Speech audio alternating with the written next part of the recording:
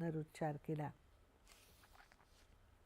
भारत इनोव्हेट्स या उपक्रमाचा पाया पंतप्रधान नरेंद्र मोदी आणि फ्रान्सचे राष्ट्राध्यक्ष इमॅन्युएल मॅक्रॉ यांच्या भारत फ्रान्स नवोन्मेष वर्ष 2026 अंतर्गत असलेल्या सामायिक दृष्टिकोनातून रचला गेला. हा उपक्रम आता भविष्यासाठी एक परिवर्तनकारी व्यासपीठ बनला आहे, असं केंद्रीय वाणिज्य मंत्री पीयूष गोयल यांनी म्हटलं आहे.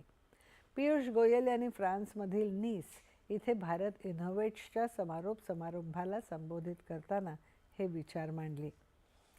हा कार्यक्रम भविष्यात एक नवा पायंडा पाडणारा उपक्रम म्हणून उदयाला येईल अशी आशा त्यांनी व्यक्त केली.